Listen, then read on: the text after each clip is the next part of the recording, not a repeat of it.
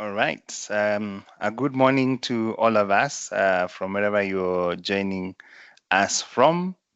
Today we have quite an interesting session, one that we've been looking up to, just getting ready to do it because KRA issued a very interesting notice and a timely one, and we want to just engage on that. But before we say a lot, let's get to know something small about our farm, and then I will do a short presentation and then welcome David to show us what this really means. As that is getting up on your screen, just to introduce David, a guy who doesn't need any introduction and a friend of mine.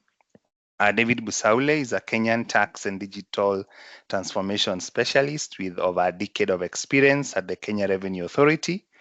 Currently serving as manager in the business process management, he is at the forefront of modernizing Kenya's revenue systems through business process reengineering, compliance, and governance innovation. Beyond his technical expertise, David is known for his ability to simplify complex tax issues for the public. If you don't spot him in the media, you probably meet him in conferences and in public engagement forums. He likes what he does, and what he does likes him. So today he will simplify for us what validation of income and expenses means. He will show us the back end of the KRA system, basically giving you some heads up that you really need. So welcome, David. We are really happy to have you today. Great. So with that, I don't know, Shane, whether you're able to put it up. Thank you very much. Just a short intro about our farm. So just the next slide. CDH is a Pan-African firm, one of the top 5 business law firms in Africa, with more than 260 lawyers, and having been in existence for more than 170 years. We're now having offices in Cape Town, Nairobi, Stellenbosch, Johannesburg, and Windhoek. That's where we have our offices. And other than that, we quite a specialized firm, believing in partnerships, providing cross-border experience to our partners and to our clients, and we really value the reputation of our firm. Okay. So yes, this is I don't know whether to call it the elephant in the room, but this is basically what brings us here. A notice issued by KRA on the 7th of November, talking about validation of income and expenses.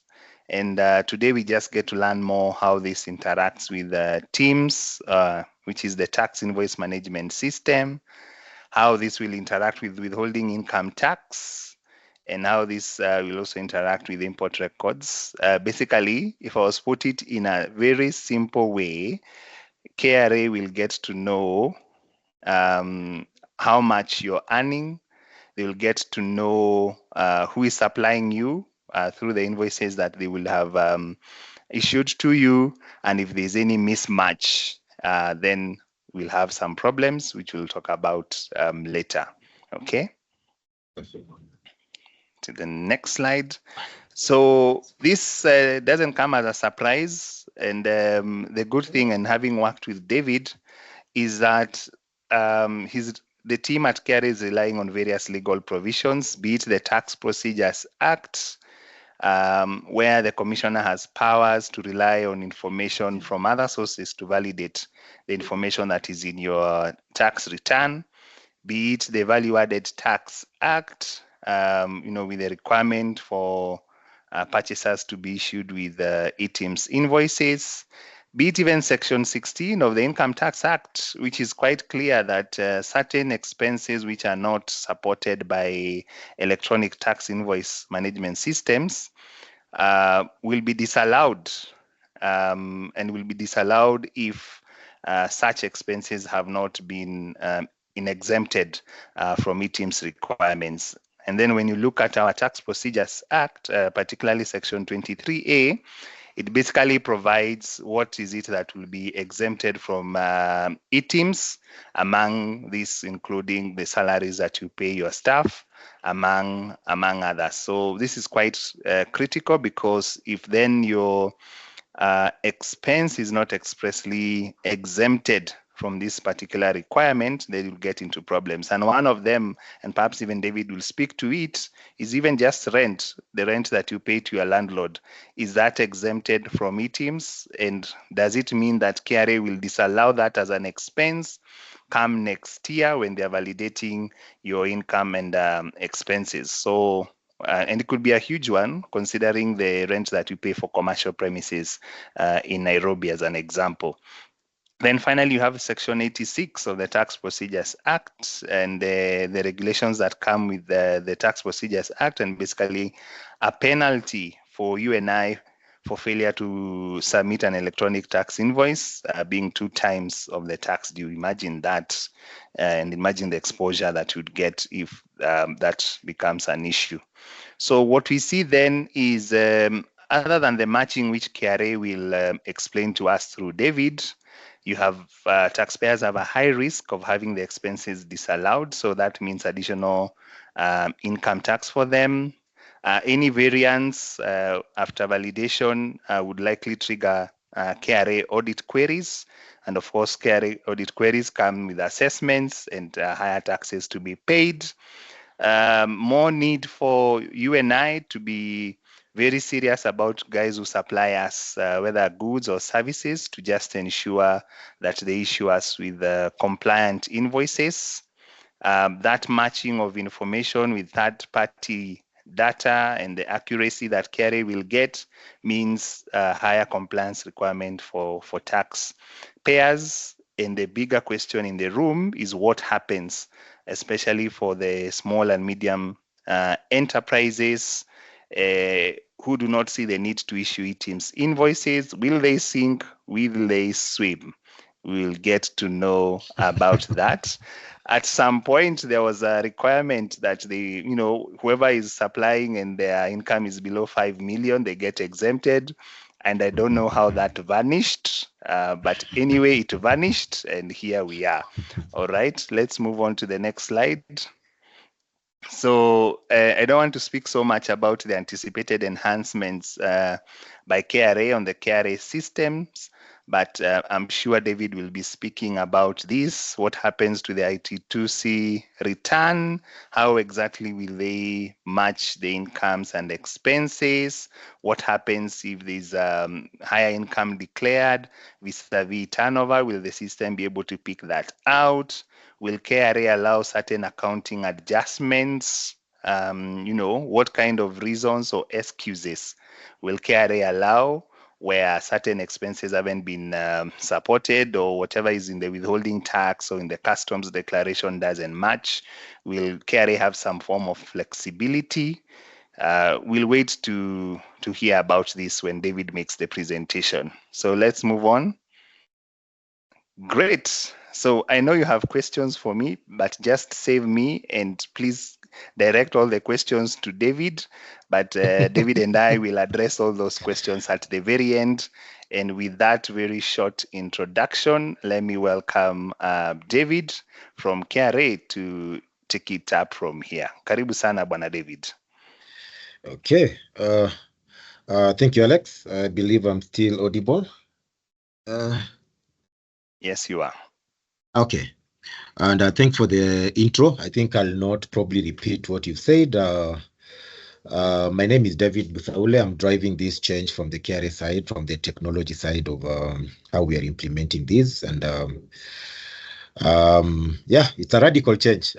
We cannot say otherwise, because it's going to radically change how taxpayers are going to file their returns come 1st of January 2026. The public notice was there. Probably again, just from the maybe Alex has also spoken from the consulting side perspective, but also for just where KRA is coming. When you look at what KRA has been communicating in the last 2 years, there has been a lot of information and guidance and public notices KRA has been giving around the need to on board on eTIMS. They need to issue invoices for both VAT and non-VAT registered taxpayers. They need to just basically just there's been a lot of information and guidance around compliance with electronic invoicing. So when you look at that, and I think I can count not less than 5 public notices KRA has issued on just the need to enhance your compliance with electronic invoicing at all levels. And again, on another aspect of it, when we started, when we rolled out eTIMS towards December 2023, and of course, let's say the early beginning of 2024, there are quite a number of challenges around onboarding.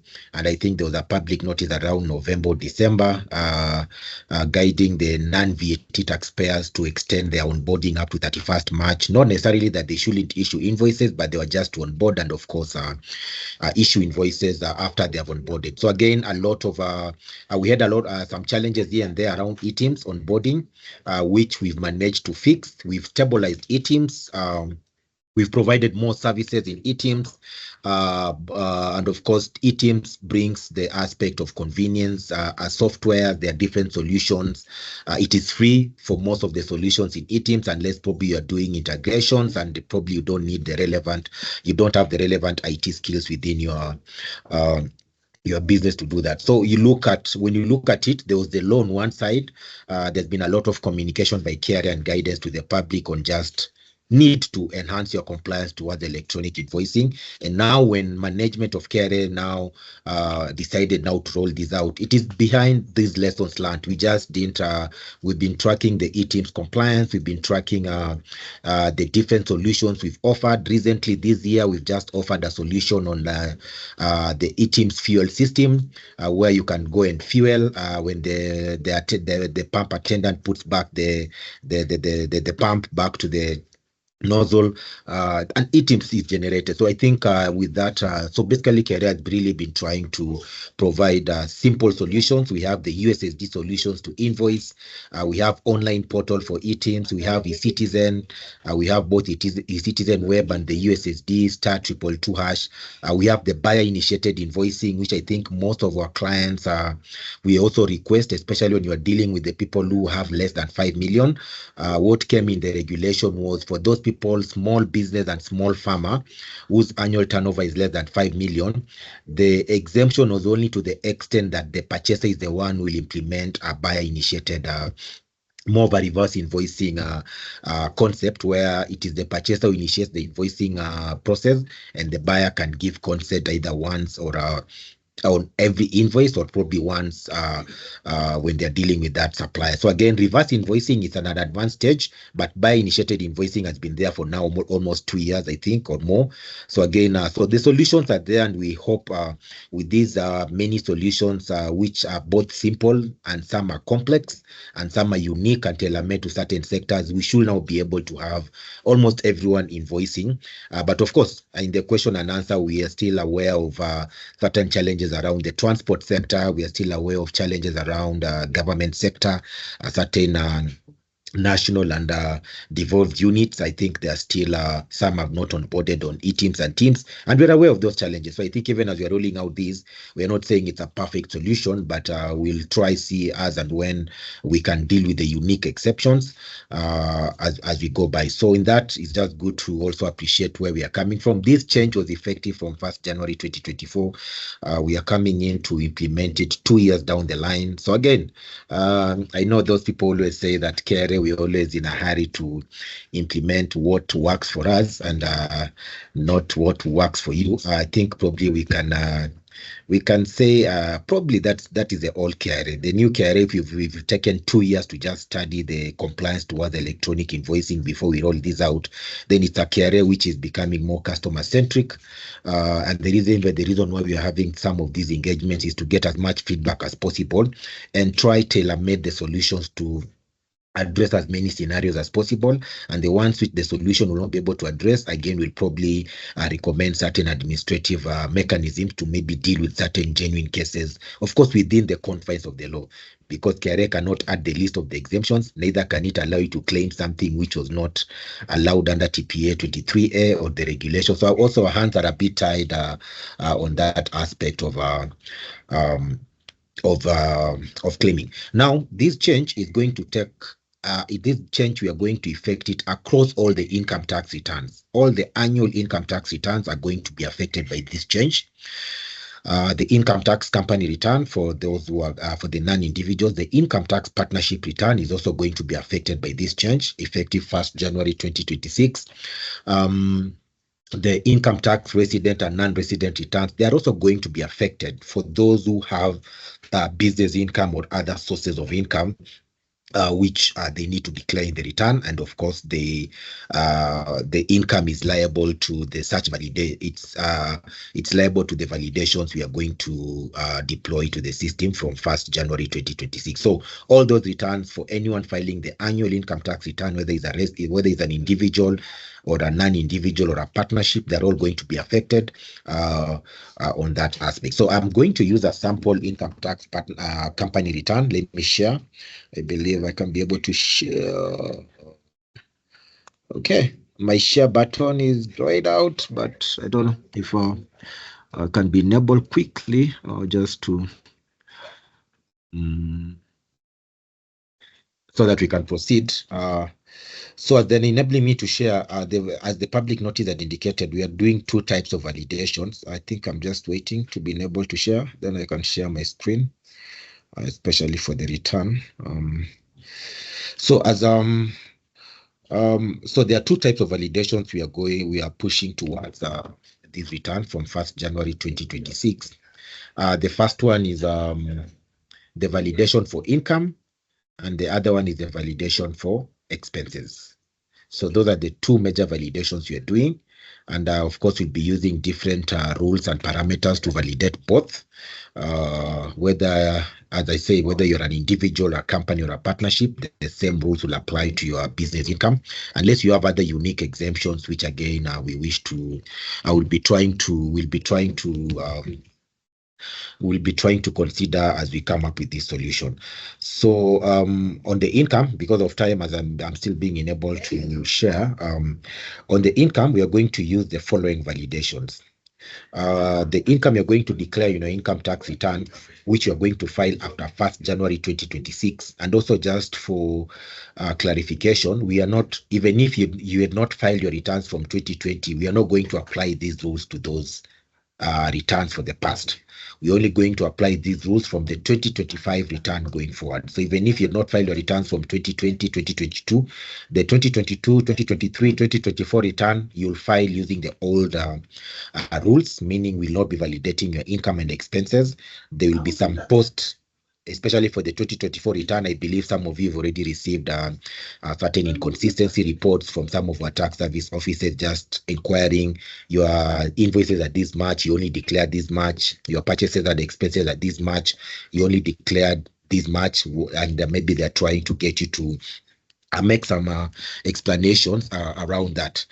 So on the income, we are going to validate your income you're going to declare in your return for 2025 year of income or accounting period against the higher of the following: your total eTIMS or TIMS invoices for the period, or your total gross amount of your withholding certificates. So for income, those are the 2 major variables we are looking at. So the higher of your total gross amount as per the withholding certificates, or the higher of your total eTIMS or TIMS sales. Of course, for the TIMS and eTIMS sales, we are going to accommodate any credit notes, so it will be net sales. So because the income tax return does not allow you to claim a credit note somewhere. So the net sales will be the ones we are capturing on the return rather than the gross sales. So it will be net sales, meaning we've picked your sales and we've accommodated and taken into account any credit notes. And of course, now we look at the high of the gross amount as per withholding certificates. And of course, again, maybe someone will ask, why are we looking at the 2 parameters? Is because this, and of course, the major objective of this system validation, in addition to just implementing the legal provisions which came with the Finance Act 2023, that was, of course, it's an overriding objective of this change. But the second objective is also to enhance compliance, enhance equity, enhance fairness, and eventually we want to pre-populate this return in a way which it will enhance simplicity and transparency and basically visibility. So all those are tied into, and of course at the end of the day we want every individual, whether every person, whether an individual or a non-individual, to account for their fair share of taxes, meaning they need to declare the correct income. The same way people who are employed, they don't have so much control on and the income which hit the on the deduction by the employer. So we want, it's just basically, and I think you can relate this even to some of the recent pronouncement by the head of state at the taxpayers dinner. There is the aspect of just fairness, equity, and ensuring everyone is paying their fair share of taxes. And again, this becomes also another major objective of these change, in addition to just implementing the Finance Act 2023 changes. So on the I've still not been enabled to share, but I think let me just continue. So when you go to the return, or am I able to share? I'm not sure. Oh, now I can Please share. try, David. Thank you. Yes, thanks. Thank you. Sorry. Okay. I believe I'm sharing my screen. Okay, let me just stop sharing again and Yes, we could ensure see it. it's the okay, I'm just confirming it's the screen so that when I move, you can be able to see the Excel. Yes, we can. Okay, thank you. Okay, so nothing much changes on the basic information. I think for this, that's why even I've not taken into account the way you've been filing these. Let's go to the profit and loss. As I said, on the profit and loss, whichever income you're going to capture, maybe let me say this person has business income, has some farming income, and probably has some rental income. Just using a simple example. So when this person is coming to file their return, when they're uploading this return, we are going to check these three sets of income, the total income declared under the various specified sources of income, and we'll be able to confirm it against your total TIMS or eTIMS cells, or the total gross amount of your withholding certificates for the period you're filing. So if you're a June year end, it will be July to June. If you're an October year end, it will be November to October. If you're a December year end, it will be January to December. So again, I will be taking into account the accounting period or end month of the different taxpayer. So on the income, that is it. We are the higher of eTIMS or TIM cells or gross amount of your withholding certificates when you upload this return. Now, when you come to section 23A and the paragraph 10 of the of the regulations, they speak about certain exemptions. So what we're also proposing, we are going to make some few changes, not major, because also we are balancing user experience and simplicity, so that you don't really feel a very different way of filing, especially on this short notice. So we are really taking into account the UI, the user experience when you're filing these returns, so that we don't introduce so many changes rather than only the validations that upload. So, but we are going to make some few changes on the return. We are going to split the section for imports into two. We're going to have imported goods and imported services. For the imported goods, we are going to validate it against the imports from customs. For imported services, currently we don't have a base for it, and that will include when you're buying from when you're buying different things from different non-residents who don't have a permanent establishment in Kenya, you are importing certain services from abroad, you'll claim them under the imported services. But for the imported goods, we'll validate against your valid custom entries, which have gone and been cleared by the our custom department within the period, so that we are only again allowing you to claim valid imports. Now, we are not validating against TIMS or eTIMS, but now we are validating against your actual import entries which have gone through for the period. So that's a change you might expect from around row 15 2.2.2. We might have imported goods and imported services. We have other let me go for the exemptions first before I come to the other expenses. So at some point here in the operating expense, we are intending to add one operating expense called airline ticketing. It's also one of the very direct exemptions. So we'll be adding under this paragraph 5, or rather section 5 of the profit and loss account, which is kind of standard across all the 4 returns, all the annual returns, the ITR, the ITNR, the partnership return, and the company return. So we'll be adding an airline ticketing field, very direct. Then we'll come to emoluments. We'll treat 6.5 as generally the emoluments, unless there is any of these provisions which don't fit under emoluments as described under Section 5 of the Income Tax Act, but we'll be treating these as the emoluments aspect of the, so 6.5 will be the emoluments aspect of the exemption. We also have interest and fees charged by financial institutions. Number 7 will take care of that. We are going to rename interest expense is going to remain the way it is, but 7.2 we are going to rename bank charges to fees charged by financial institutions, because you know bank is a bit very direct. We now have people who have different accounts in different financial institutions. So and of course in the spirit of the regulations, it has expounded that to mean fees charged by financial institution. So 7.2 will be amended to that to again. So basically, one of the changes we are doing is we are mapping all the exemptions one-to-one to a specific field in our profit and loss account. So what are we saying? Basically, we are saying for the exemptions, taxpayers will not have the freedom to claim the exemptions in any other field of the return unless the ones already provided by KRA, because only those provided by KRA for the exemptions are the ones when you claim anything under those fields, we are not going to validate it against your TIMS and eTIMS invoices where you are appearing as a buyer or as a purchaser. Maybe something just again a step back on the aspect of the invoices. For you to be able to claim an expense, the same rule. I know some of you already VAT registered, so you've been running with these validations of the VAT return for the last 1 year. And yes, congratulations to KRA. We've run a VAT pre-populated return for 1 year. And I think now the experience is better, the compliance is better, VAT is performing at a higher level, better, way better than before the pre-populated return. So again, it has really addressed some serious risks around VAT, which it was a bit manual and chaotic to address. So the same validations apply even for the expenses which you're going to claim in the income tax return. Of course, in the income tax return, you can claim both VAT and non-VAT expenses or purchases. It's possible because you might buy from David. David is not registered for VAT. I've sold a computer to you. You'll claim using the eTIMS invoice for that computer when I'm not registered for VAT. If you buy from Alex a service, maybe a legal service or a tax service from Alex and CDH and team, then of course they'll invoice and of course they'll charge VAT. So again, all those aspects will be taken into account. So for income tax company return, we allow you to claim both the VAT and non-VAT expenses and purchases.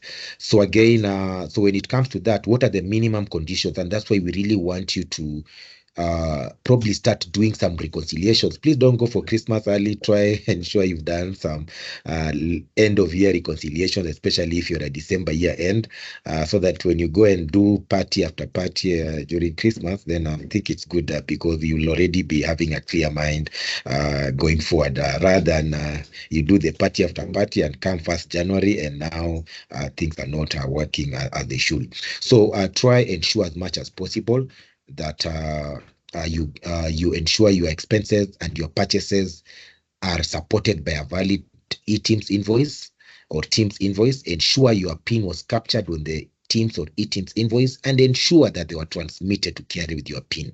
All those conditions must tick, because we have certain, especially TIMS devices, some taxpayers with some TIMS devices, which probably they've been having some issues where you provide a PIN to them, but they don't transmit with your PIN. Maybe they transmit with their own PIN. So there have been some issues here and there, but we've continued to clean it up with the respective TIMS device suppliers. So, but just ensure that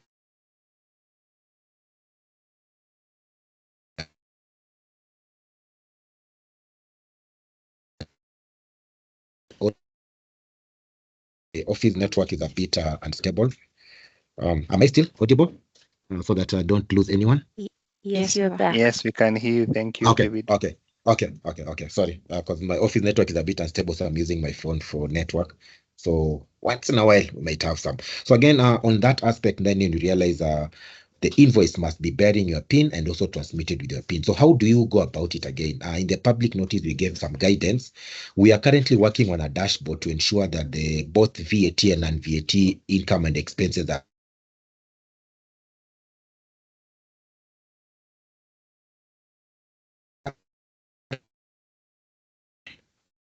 Just a minute. Just a minute, sorry.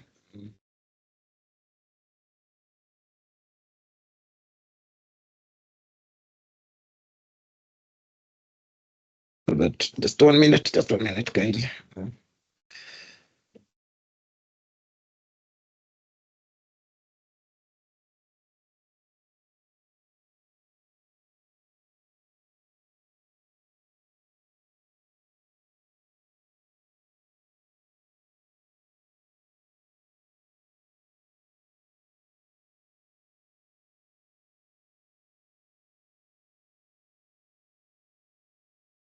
Okay.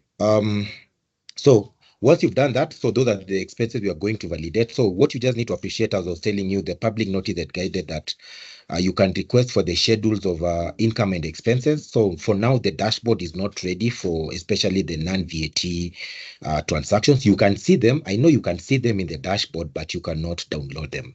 So again, that is also something we are working on. But again, you're having a view of the month sales. We want to open the view to an annual view, because for income tax, it's only fair that you can view for a slightly longer period instead of downloading monthly reports. But to counter that, you can always engage your respective account manager, or probably the nearest tax service office wherever you are, and they can provide you some of these schedules of your income and expenses. Let's say maybe if you're a December year end, from January to December, so that again you can take care of you can start doing those reconciliations, see which cells did not transmit with your PIN, probably reach out to the supplier, tell them you gave me this invoice. Yes, I can confirm it is TIMS or eTIMS, but I can't see it in my pool of expenses or purchases for the year. What is then probably maybe they transmitted without your PIN, maybe they forgot to capture your PIN, then they start also taking certain corrective actions. So please try do that in the next 1 month or so that you can try minimize the exposure. Alex had already mentioned that in the beginning some might stand a high risk of losing out on certain expenses just because they are not meeting the conditions of an electronic tax invoice. So please push on that. And also on the sales side, when you get those sales, you can also be able to confirm with your ERP sales, with your invoicing system sales, confirm if they are tallying, they are almost at par.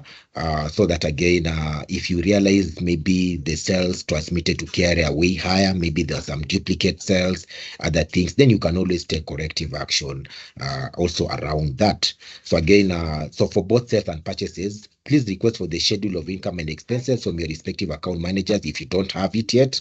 If you've been a VAT taxpayer, you can always probably reuse some of the schedules which you've been downloading every month. But also you realize for income tax, in the VAT return, we may not probably provide all the purchases and all the sales from non-VAT taxpayers. So again, that's why it may be important to also have the schedule of all your income and expenses, whether VAT or non-VAT, so that you can check it against your records. And also when you are doing your audit for 2025, then it might be very critical to start relying on some of these valid invoices and sales and purchases, so that again probably will not guide how the CDH and the PWCs and the KPMGs and the Grant Thorntons and all the audit and tax firms of this world, how they'll do the audit for 2025. But I believe some things might have to change the way you do your financial statements for 2025, going to the tax computation to just again reduce the exposure,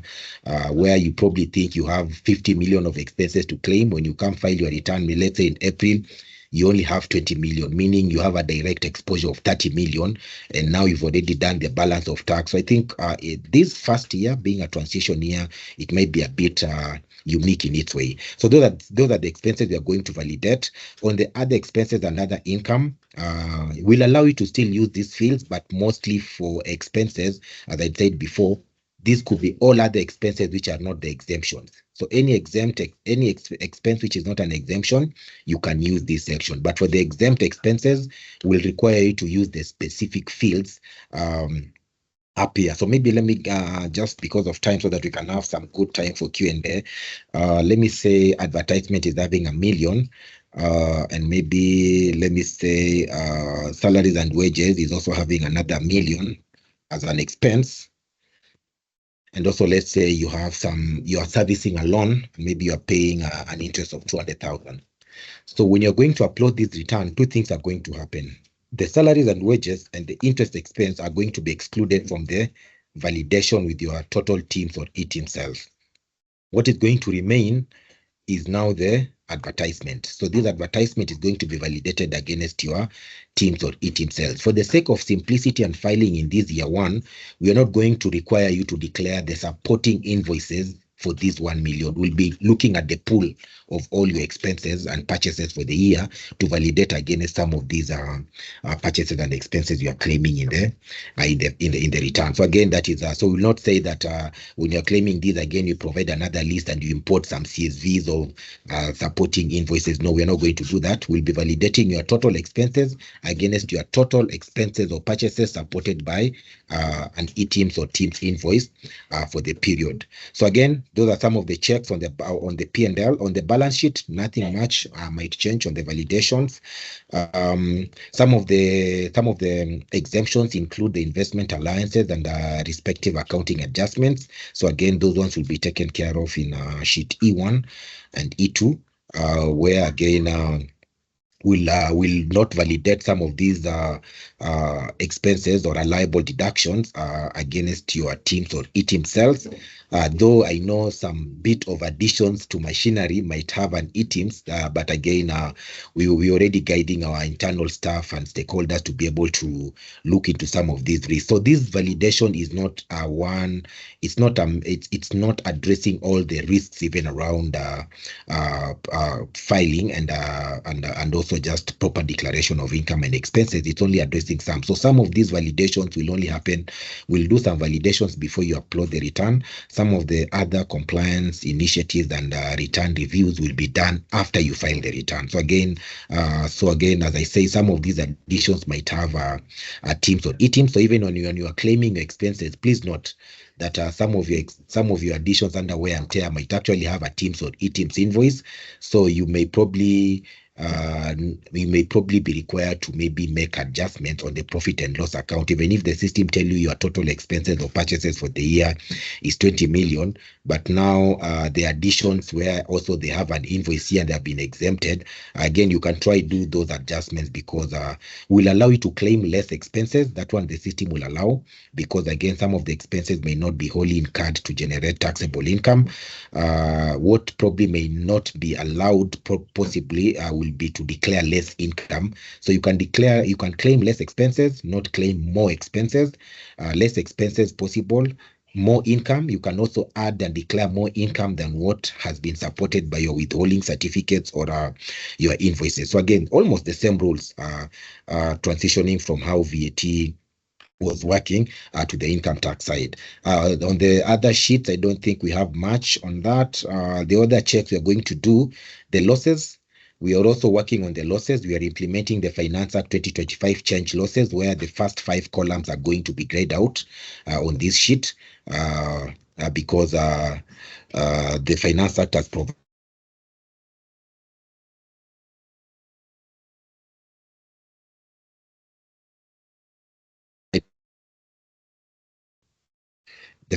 provided effective first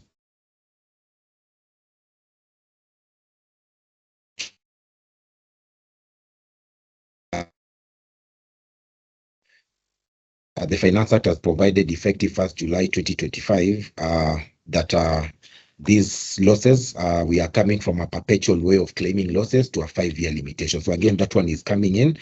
Quickly on the partnership income, we're also trying to see how this may not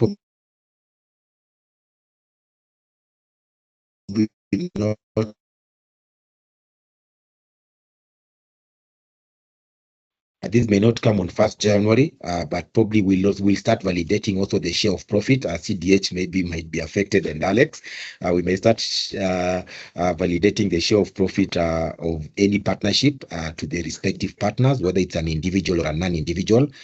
So again, that one is probably might come later, if not 1st January 2026, meaning if a partnership files a return and declares Alex and David as the partners, and our share of profit is 50 million each, when you're coming to file our respective income tax returns, whether it's an income tax company or individuals, will be required to declare the share of profit from the partnership, because for now it's the system doesn't do that validation. On the tax computation, we are going also to ensure the tax computation aligns with some of the rules and validations which we provided under the profit and loss account, because so that any other liable deductions you are introducing in this sheet, they should still be within the limits of the earlier validated income and expenses, and probably the exemptions where applicable. So there will be some rules just tying section B to section M, and just ensure that the return is working as it should. So in summary, basically those are some of the validations which we are looking to have. Now, we are aware that not all we are aware of unique sectors of the economy. We are aware of the unique way of recognizing income, interpretation of revenue recognition. So again, those things are some of the things we'll be working on for the exception cases, which are probably fewer than probably the ones who will be able to, this rule will be able to apply to them without any need for further adjustments. So we are, as we are coming with this change, we're also trying to see how we'll accommodate certain unique sectors, how we'll accommodate certain adjustments, probably which certain taxpayers might need to verify, probably through those are some of the proposals we are trying to work with and see if we can provide maybe for some genuine cases of unique accounting principles, unique declaration, recognition of expense, and probably unique recognition of income in certain unique sectors. Again, those ones we are, as we build this change, we are also trying to see how well we can accommodate some of these unique cases. Of course, most of the financial sector, and maybe let me just write to this, most of the financial sector players, including probably even the telcos, let me say the financial sector, most of them are exempt. They don't on their major income generating revenue streams, they are not liable for electronic invoicing, like the banks, the microfinance, the insurance companies. Probably some of those products, probably you'll not see eTIMS being issued on the sales, but of course now on the purchases they will not be exempted much, but on the sales then you may realize their withholding certificates or the other income they're generating might just be higher than what the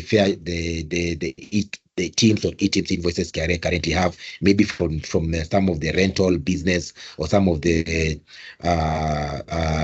some other advisory services they offer, maybe which may be vertible. So you realize that they may still be able to file with minimal adjustments. But we are still aware that there should be some unique sectors, unique recognition of income and expenses, which might require certain exceptions. And we are trying to see how well we can build those exceptions, even as we have this validation for the majority of taxpayers who probably may not need a lot of adjustments. So I think in summary, I can just end there so that probably you can have some good also time for Q&A, and also address most of your issues and concerns which might have raised in the already conversation also happening with some of the taxi hailing firms as we speak, so that they can just be able to start onboarding, because I know since we issued the public notice, I'm told some of the corporate clients have, for lack of a better word, threatened in quotes some of their service providers providing taxi hailing services. So it's I think there's a shift in the market again,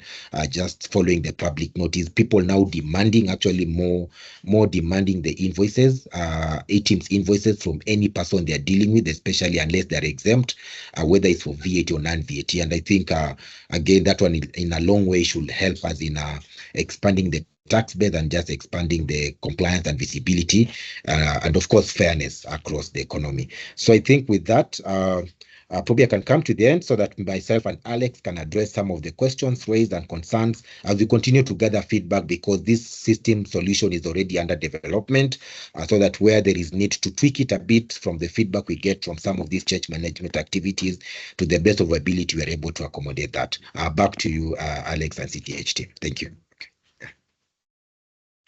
Well, thank you very much, David, for that quick presentation, and especially for all of us to be able to see how this system then plays out on the back end, because we could have chosen to give you a lot of theory, but without you having seen what happens on the back end, you may lose it perhaps in the translation. So we have a few questions. We have a question from James, who asks whether the validation will apply to non-December 2025 year ends, like 31st of March returns that to be filed by September or 30th of June, which will be filed by 31st of December 2025. I hope you understand the question. Yeah, okay.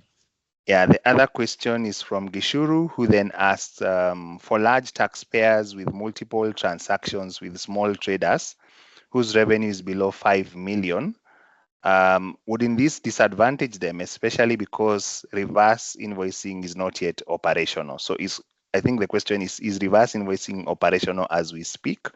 And if no, how will they deal with that? I have in mind my Nduma and milk supplier, who perhaps may supply milk and Nduma to the office, but they will not possibly issue me with an invoice, and perhaps reverse invoicing is not yet working. So we have then Cynthia, who asks, does this mean that eTIMS provisions and procedures will take precedence of accounting standards? And the question, the background is, does the template then take into account accrued expenses? Noting that both IFRS and Section 15 envisage a matching principle. So there was, she also mentioned that there was a call to comments following the issuance of the notice. How will these comments be incorporated, noting that we have a very close finishing line? So let's start with those three first. Okay. I have two more lined up for you. Okay. Thanks, Alex. The issue of call, let me maybe start with the last one, the call for comments. Yes, the public notice went out to communicate a very a direct intention by the tax authority to start validating this from 1st January 2026. So far, we are I wish we'll have done it earlier, but I think we are happy with the conversations which are already happening in the market. They are actually healthy conversations, and we are gaining much feedback from everyone to just understand where probably we may need to tweak, what we may need to provide, what we may need maybe not to validate, and the feedback has been very forthcoming, both from structured stakeholder engagements we've done in the last 3 weeks or so, and also even structured public engagements. We've done even some about 3 engagements with the general public on this aspect, and the feedback has been so yeah, the call for comments is ongoing, and as the system development is ongoing, there's a basic validation which probably needs to be done. So the system development is ongoing, and also as we incorporate some of this feedback as part of our collaboration and partnership with the general public. So the comments are continuing, and even this session we are also getting feedback from the public. So it's an ongoing. We're not saying there is but we may wish to close some of these.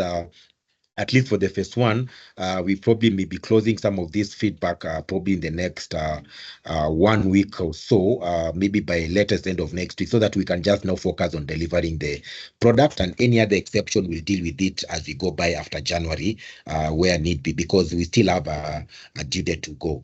Cynthia saying, will eTIMS procedures override the accounting standards? No, it's I don't know if the question is yes or no, because for me, I'll still take it back even to the team.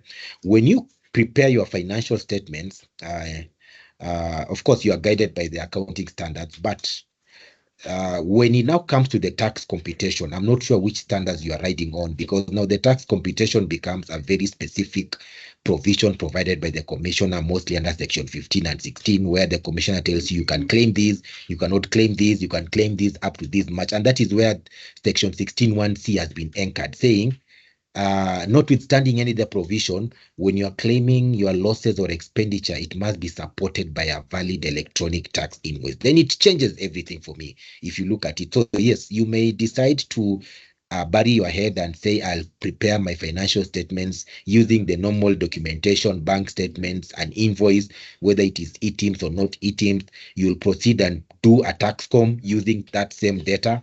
Then come upload of the return, you might realize you have not taken into account a considerable tax risk, because as I gave an example, you in your statement, you've claimed 50 million. But only 30 million has been transmitted or supported by an electronic tax invoice, especially for the invoices for the expenditure and purchases which need to be supported by the Then what happens after that? You've gone and done a tax computation. You've paid the balance of tax, but your expenses are not meeting the minimum conditions provided by the commissioner for the sake of so I think we really, and I think I leave it to the consultants and your advisors who will be doing your financial statement and the tax computation. Probably they need to change some of the way they do some of these things.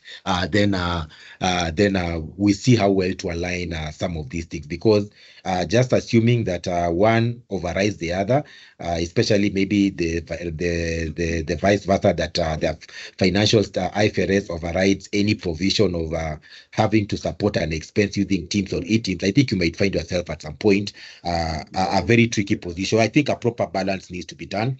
Now let's come to the aspect of the small business or the small farmer.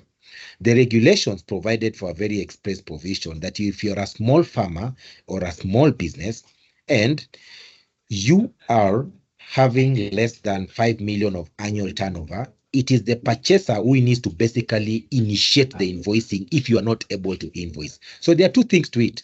There is, it doesn't mean that if you are having less than 5 million, you are totally exempted from invoicing. If you wish to invoice, please invoice. If you wish to invoice and you are able to invoice. If you are not able to invoice, it is you now liaising with your purchaser who will now initiate some form of a reverse invoicing. Now, reverse invoicing in a broader term, it comes into two ways. KRA has implemented it into two ways. We have the reverse invoicing concept. We have the buyer-initiated invoicing. The reverse invoicing concept is the one which is at a high stage of implementation with certain select taxpayers, because it requires a taxpayer to have a system. KRA needs to validate that system, because it will be a system which is issuing some of these invoices on behalf of your farmers, and it affects very unique value chains, I can assure you. It affects some value chains probably relating to tea and coffee auction, very unique value chains is probably what reverse invoicing probably should be. But the other cousin of reverse invoicing, for lack of a better word, called buyer-initiated invoicing, that has been there for the last 2 years or so. And even while we're there, I'll request everyone, you can go to *222. We can just test it. You can go to *222, everyone who is in the web now. Let's go to *222.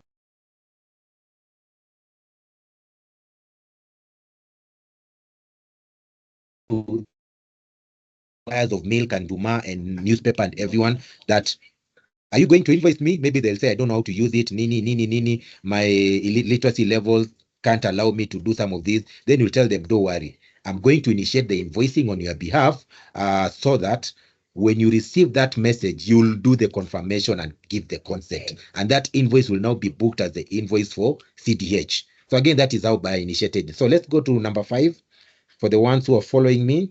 Number 5, KRA services. Then let's go to eTIMS, number 4 again. Let's go to number 3, buyer-initiated invoicing. I can even invoice Kanye right now if I have his PIN. I can create an invoice. I can go to 1, create invoice. I'll enter CDH pins. So let me assume CDH is the one who can't invoice me. I'm the buyer I'm buying something from CDH, but they can't invoice me. So I'm using buyer-initiated invoicing to trigger. So I'll come and enter the ID number, the PIN number of the person, reply, enter the phone number, and this person will get a notification in their phone, and they'll be able to confirm that they have actually supplied this Duma or this mail to CDH of 20,000 this week, and the invoice will capture 20,000. When they give the consent again through through SD or Citizen Web, that invoice now is booked as an invoice for CDH, but coming from your milk supplier or your Nduma supplier. So again, a very simple concept of so even if the complex reverse invoicing, which requires system to system integration, is still under pilot, the buyer initiated invoicing should still address over 95% or even 98% of similar arrangements for anyone who is dealing with the SMEs and the small suppliers who probably may not want to invoice, even if we've delivered a very simplified way of invoicing under the USSD, which probably anyone who can do M-Pesa should be able to invoice also, because it's a very simple process. Will this apply to non-December year ends? Yes, James. This validation is going to apply for non-December year ends as long as you are closing your period in 2025. So if you're a junior end and you file your return from 1st January, you are going to be this validation will apply to you. So it's basically all 2025 year returns, basically all returns ending in 2025, which are being filed from 1st January 2026, are going to have this validation. So again, I hope I've cleared that. So yes, it applies to both December and non-December year ends as long as the return period is ending in 2025. Okay, back to you, Kanye. Okay. Yeah, I realize we have very few minutes. So maybe the next ones you could answer them very briefly. Okay. So what happens if I have an expense in card during foreign travel? Of course, it won't have an eTIMS invoice. Will that be allowed? Maybe a yes or no could work. Then Teresa is asking, how did we get here in terms of tax losses expiring? If I may add, is that even legal? Because you mentioned it, and I know that's a hot potato. Yes. I know. Then we went, Judith, for an association that relies on member subscriptions and is facing challenges onboarding to eTIMS due to technicalities arising from the association not being linked on BRS for genuine and clear reasons. Can KRA support? Members of the association are not able to pay subscription due to lack of eTIMS invoices. Then Catherine, I think I just asked all of them and we finish. Catherine asked, how will the validation work for cost of goods sold for manufacturers? Purchase raw materials will be recognized in the balance sheet as stock and only moved to the P&L upon use. So if I'm using raw materials purchased in 2024 or 2023, how will this work? Then there's Eunice who asks, a lot of GOK mandatory related expenses are non-compliant. How will this be handled, e.g. permits from NEMA and county permits? Eunice, I join you in that one because I had my own separate question here. Are government entities bound by this? And what happens if they're the ones who are causing me headache? Then Swabir is asking, expound on the disbursement accounting on eTIMS. Alfred is asking, for organizations that deal with final consumers directly, not registered on eTIMS. Example, transactions involving sale of land. How will this be actioned? They have in mind that most of the organizations that are in this trade are not registered on eTIMS. How will iTax determine the sales upon filing? Susan, where a company has transfer pricing adjustment supported by transfer pricing document, will the adjustment be allowed? Where a company has realized forex losses, will this be allowed? Martin says he's not clear on the treatment of accruals as both the revenue expenses, as they won't have eTIMS by filing time. Will they be omitted until fiscalized? Teresa, can we already use the buyer-initiated invoicing? Whose phone number then do we use? The company does not have a phone number registered in its name. And finally, Godana, how do we go about disbursements, as these are not necessarily income or expenses to the company? Are we required to obtain eTIMS invoices for these transactions? I think in about 5 minutes, you can see what you are able to answer, then we wrap up. Thank you. Okay. Thanks, Alex. I think disbursements have been asked twice. Our invoicing solutions provide for both capturing of both fiscalized and non-fiscalized aspects of a transaction. And I can give probably an example. So yes, disbursements are taken into account in the electronic invoicing. I think you just need to know how to go about it, because not all disbursements are income, so you don't need to fiscalize the aspect which is not the income side. You only, and let's say, even let me give an example. Let's say a clearing and forwarding agent, you were paying them a professional fee. There's some other things they're doing on your behalf, whether they're doing it upfront or you are reimbursing them. So all that can be taken into account in a fiscalized. You'll capture some income as the fiscalized income, and the other for lack of a better word, other portion which is not income under the non-fiscalized section. And both TIMS and eTIMS provides for that. On the aspect of tax losses expiring, it's a Finance Act provision. I know some few guys have written to get private to live from KRA, and KRA has clarified there is no transitional clause. So I think we leave it for the next stage where applicable relating to that. But for us, the guidance you have from policy and tax advisory, we clear out the 5 years. That is the interpretation by KRA on that issue. If anyone feels aggrieved, I believe then we have other avenues to deal with it on the other aspect. On the other aspect of associations, who are subscription, and the associations are not issuing eTIMS or TIMS invoices, yet some of these members need to claim some of these expenses. Please, I don't know if it's comfortable with you, you can share with us some of these associations so that our relevant teams can just see what is the challenge they have and help them on board. Because for sure, anything you claim which is not amongst the exemptions must be supported by an electronic tax invoice. The issue of government, I think I'd mentioned in my opening statements, the aspect of some national and devolved units, some national and devolved government entities, some are still not onboarded on TIMS or eTIMS, relating to some of the permits, transactions, expenses you are dealing with them. As we are coming up with this change, will also be proposing to management probably how we can go about it, whether some of these will be handled on a case-by-case basis. So again, we are behind our mind. We're already thinking about these aspects relating to this. I'll tie that together with other unique cases of transfer pricing. I didn't see, and maybe Alex can come in on this.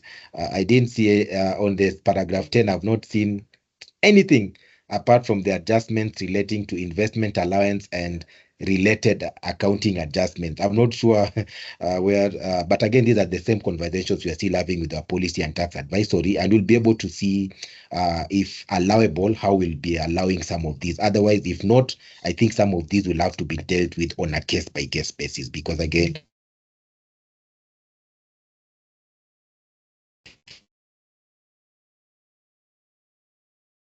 with the and I've only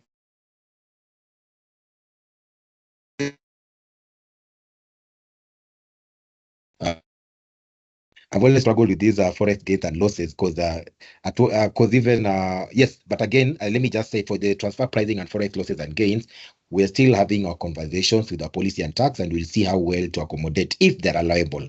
If not, and there is no exemption supporting weather related exemptions under paragraph 10, because I know paragraph 10 also says and other related transactions. So we'll be asking them and tell us, are there any other related transactions to the finance, the things to do with financial and other things, then we'll be able to accommodate. If otherwise, if not, because we are still finalizing some of the conversations with them, then we'll be able to, as the development is ongoing, we'll be able to take care of that. The aspect of calculation of cost of goods using raw materials from a previous period, at some point, it doesn't necessarily mean you're going to lose, because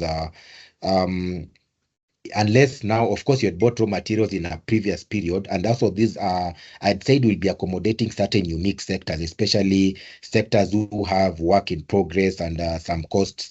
Yeah, will still the administrative mechanism will be proposing to support this change.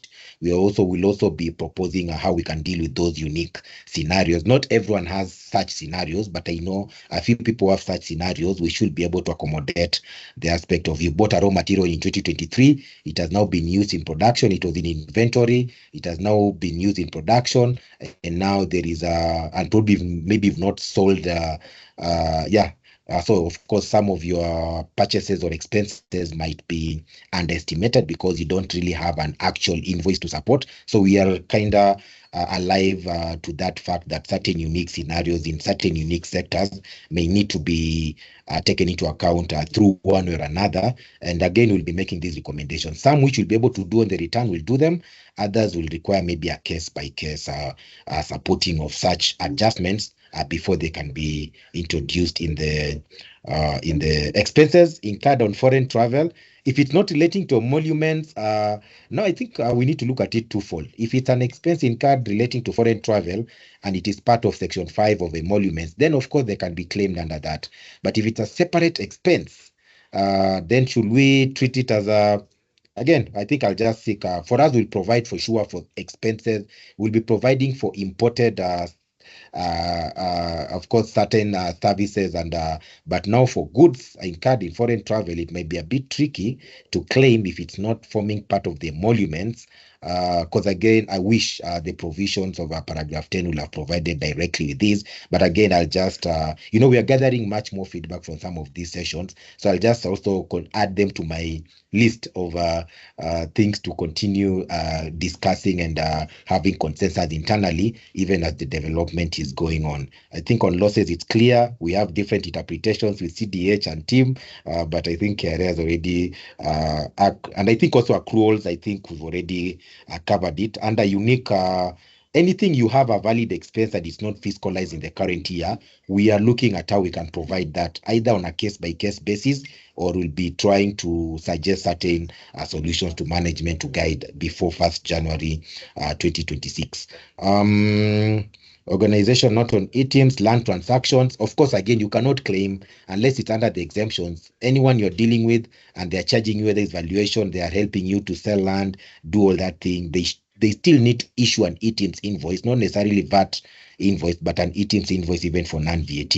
And again, if you need help for some of us to just do awareness and sensitization to some of them and turn them around, we'll be glad if you can share their details with CDH, and we can organize some training sessions and onboarding sessions for some of them, because probably they just don't know how to go about it, not necessarily that they're unwilling to do it. I think I've addressed all the sets of questions, but again, if there is still any other buyer-initiated invoicing, someone asked, is it on? Yes, it has been on for almost 2 years or so.